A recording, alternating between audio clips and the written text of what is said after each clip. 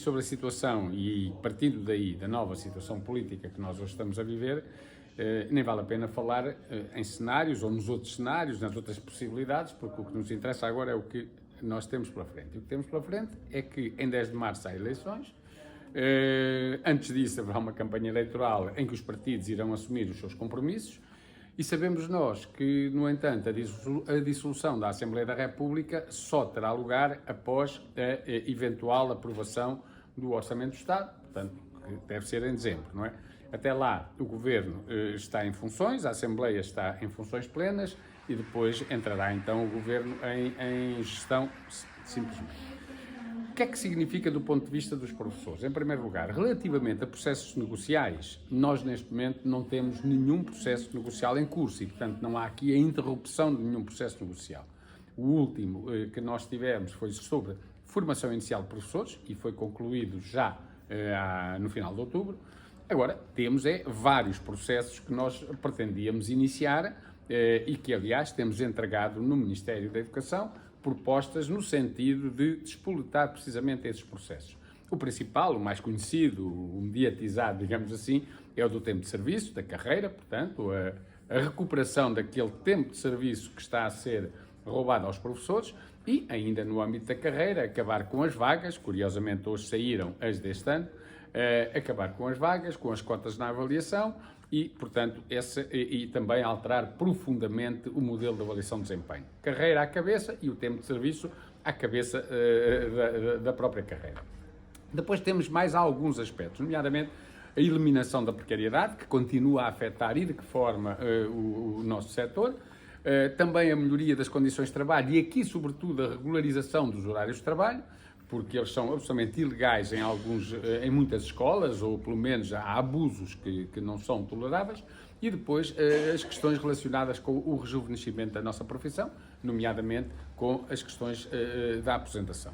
Estes são as 4 grandes áreas, os 4 grandes processos que nós queríamos e queremos iniciar e que até já apresentámos propostas fundamentadas ao Governo, ao Ministério da Educação, para que se inicie. Simultaneamente, um outro, que é obrigatório por lei mesmo, porque este ano é o ano da revisão, que é o regime de mobilidade para os professores com doenças incapacitantes. Estas são as prioridades. Pois há outros aspectos, mas diria estes são os principais. O que é que nós iremos fazer neste novo quadro político? Claro, nós sabemos que este Governo já não vai ter competência para poder fazer esta negociação. E então nós temos que prevenir o futuro e o futuro passa pelas eleições, logo passa por comprometer os partidos, portanto, que eles assumam compromissos que já devem fazer parte dos seus programas relativamente à resolução destes problemas e de outros, nomeadamente em relação ao funcionamento das escolas, que, como sabemos, para muitas matérias, aliás, estamos hoje aqui a discutir isso, as questões que têm a ver com a inclusão, a educação inclusiva e outros aspectos, têm uma carência de recursos absolutamente notável, não é? E, portanto, aquilo que nós entendemos é que este é o momento de os partidos dizerem ao que vêm, porque como não sabem se vão ser poder ou oposição, é agora que devem comprometer-se, porque às vezes é fácil, com uma maioria absoluta, ser oposição e fazer promessas, sabendo que não terão que as cumprir. E, portanto, primeiro, iremos pedir reuniões às direções dos partidos, já antes dos programas estarem elaborados, que é para que aquilo que nós iremos defender seja já incluído nos programas. Segundo, iremos esperar já um sinal forte do âmbito do orçamento, ou seja, os partidos, por exemplo, em relação às questões que têm a ver com o tempo de serviço dos professores, sabemos que hoje que todos os partidos, com exceção do Partido Socialista, têm propostas concretas que têm vindo a apresentar de recuperação do tempo de serviço. E mesmo dentro do Partido Socialista, todos ouvimos, não há muitos dias, por exemplo, o até candidato, que hoje se saberá que o é, a líder desse partido, Pedro Nuno Santos, já assumiu publicamente que a recuperação do tempo de serviço dos professores deveria ou deverá ser algo que o Governo deverá ter em conta e avançar. Portanto, aquilo que nós queremos é que passemos, que se passe daquela que é a simples declaração ou uma proposta de quem, estando na oposição, sabe que não vai ter que concretizar, a propostas concretas, que num primeiro momento não será o programa. O primeiro momento é o Orçamento do Estado. Ou seja, se este Orçamento do Estado vai ser discutido e votado, e, portanto, e aprovado ou não, tudo indica que sim, que será, é importante que os partidos que defendem, nomeadamente em relação à carreira, mas também outras questões que têm a ver com a resolução de problemas das escolas e dos professores, apresentem para este orçamento e não se resignem simplesmente a que ele seja aprovado tal como está, apresentem já para este orçamento as suas propostas. Nós estaremos atentos, os professores estarão atentos, para saber se os partidos vão já ter essa iniciativa no âmbito do orçamento. A seguir, iremos reunir logo a seguir com as direções dos partidos e, como disse, apresentar propostas. Aliás, sobre o orçamento, e voltando a ele, sabem os partidos políticos que a nossa posição é uma posição clara. Este é um mau orçamento para a educação. Porquê?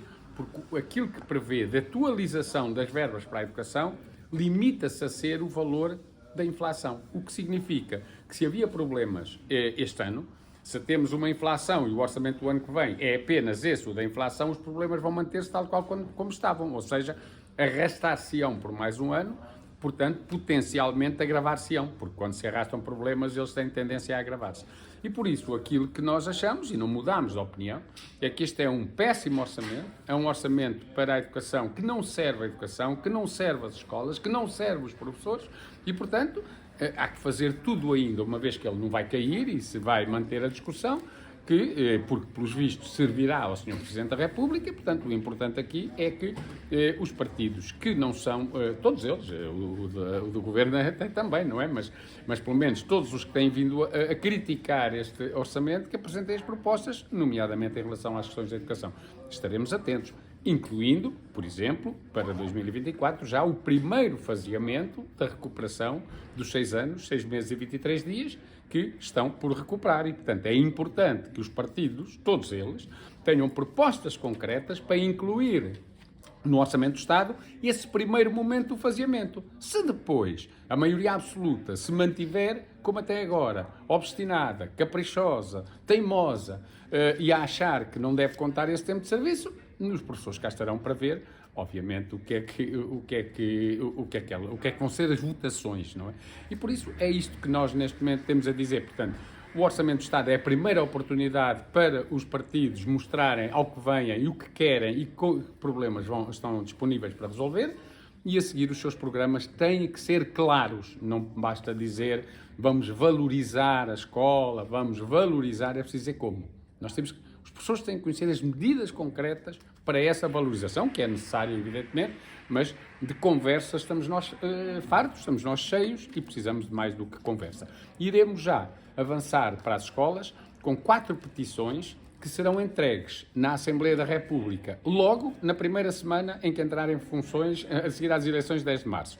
Mas iremos avançar já porquê? Poder-se-ia dizer, tão cedo, é só depois em março, abril. Não, não é cedo, porque nós vamos avançar já, porque queremos entregar essas 4 petições sobre os grandes 4 temas: carreira, precariedade, condições de trabalho e aposentação. Queremos entregar essas petições já, antes da campanha, pré-campanha, campanha, aos partidos. Dizer aos partidos, estas petições entrarão na Assembleia da República na primeira semana. Os senhores, olha, preparem-se já e preparem já as propostas que irão apresentar no Parlamento, mal tomem posse, porque as petições vão estar em discussão no plenário. E, portanto, isso avançará já, aliás, já elas estão já concluídas, vão já ser lançadas nas escolas e, a partir daí, esperamos que rapidamente se reúnam mais de 7.500 assinaturas, certamente serão muitas mais, mas que isto seja muito rápido para nós podermos entregar estas petições já aos partidos e não apenas em março, abril, porque aí eles já têm que saber ao que vão e também nós sabermos com o que é que contamos. E, portanto, penso que de uma forma geral é isso. Teremos outras iniciativas, assim, greves e manifestações. Podem acontecer antes das eleições, quer dizer, dependerá do que também venha a acontecer. Para já, aquilo que tínhamos era uma iniciativa na próxima segunda-feira, dia 13, mas que tinha a ver com a presença do Ministro na Assembleia da República, precisamente a defender o indefensável, que era o Orçamento do Estado. Alguém antecipou essa ida para hoje às 9 da manhã, evidentemente hoje estamos aqui num encontro e também foi de ontem para hoje, não é?